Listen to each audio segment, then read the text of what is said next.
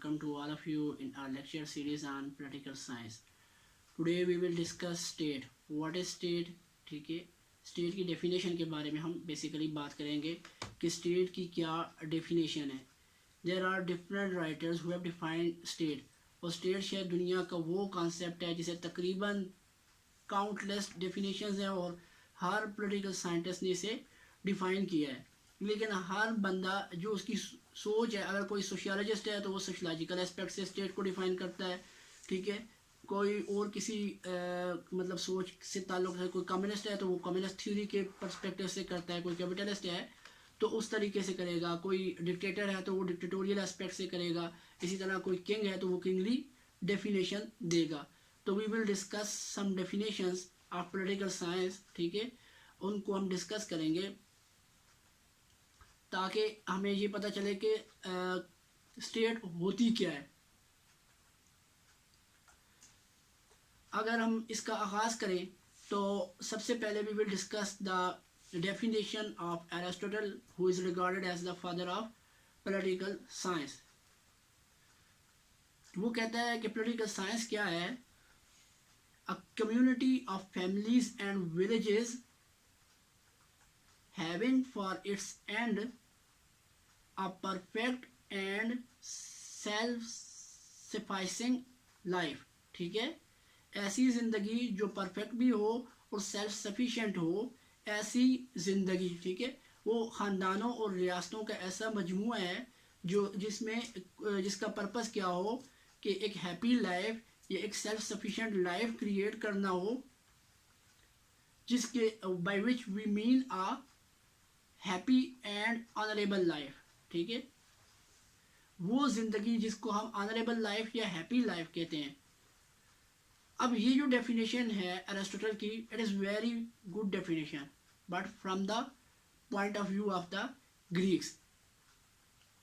ठीक है, जब हम इस डेफिनेशन को ही देखते हैं कि वो ख़ानदानों और विलेजेस का मजमूआ, ठीक है, ख़ानदानों का मजमूआ, फिर गाँव मुख्तलिफ उसमें जमा हो गए, तो ये कॉन्सेप्ट ही सिटी स्टेट का देता है. अब हम देखें तो इसमें कोई सिटी का लफ्ज़ यूज़ नहीं होता.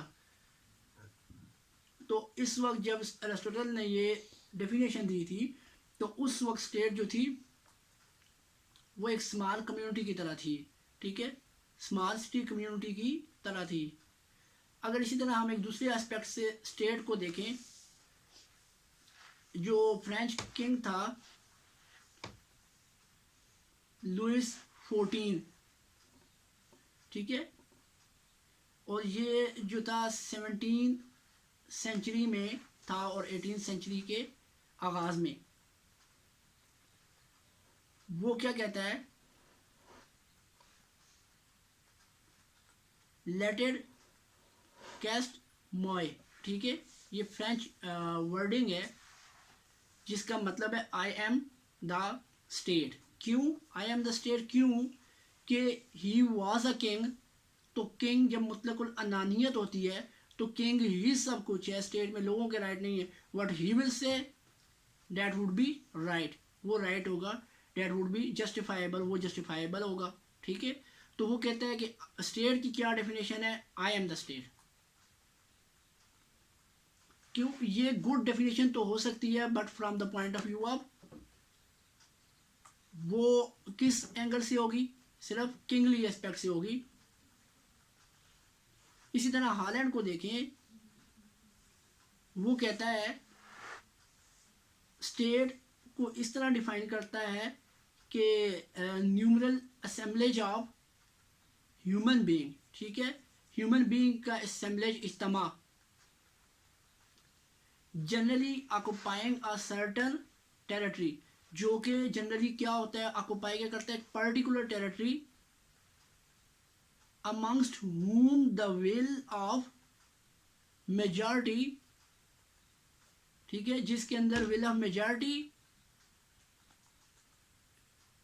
या क्या हो, or of as an ascertainable class, या उस क्लास की जो कि ascertainable हो, जो नज़र आ रही हो, या पर्सन और persons is by the strength, क्या होगी? वो स्ट्रेंथ के ज़रिए उन लोगों की स्ट्रेंथ के ज़रिए या उस क्लास की स्ट्रेंथ के ज़रिए मेड टू प्रिवेल कराई जाएगी। ठीक है, कैसे प्रिवेल कराई जाएगी? Against any of their number, अपने नंबर के अगेंस्ट, जो कि मतलब उनके सामने के जो नंबर्स हैं उनके अगेंस्ट, जो कि उसे अपोज कर रहे हो। ठीक है, हुए अपोजेस इट। अगर इसको देखें तो इसमें सिर्फ 3 ही जो है कैटेगरीज आती हैं, एक numeral assemblage of people, definite territory, और एक जो है डोमिनेंट क्लास। ठीक है, चौथी बात नहीं आ रही। इसी तरह कोई इंटरनेशनल राइटर है तो वो इंटरनेशनल लॉ के पॉइंट ऑफ व्यू से डिफाइन करता है।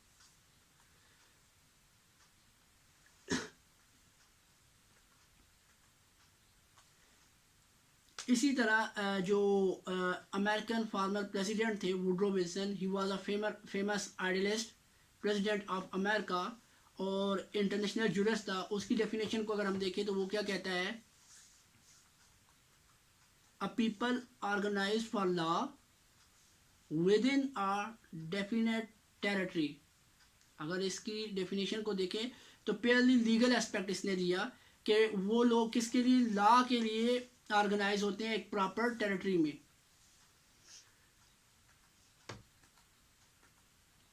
अगर हम दूसरे राइटर्स को देखें तो मुख्तलिफ लोग इसी तरह करते हैं। गार्नर सबसे इंपॉर्टेंट जो राइटर है जिसकी डेफिनेशन को कम्प्रिहेंसिव डेफिनेशन समझा जाता है, ही इज गार्नर। तो वो क्या कहता है?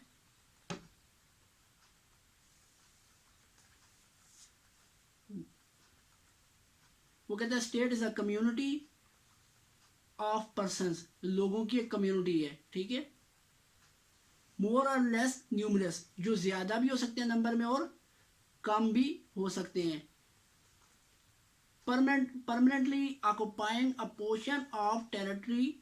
ठीक है, और उन्होंने एक ऑक्युपाई किया होता है permanent portion of territory. Independent of external control, वो एक्सटर्नल कंट्रोल से भी इंडिपेंडेंट होते हैं।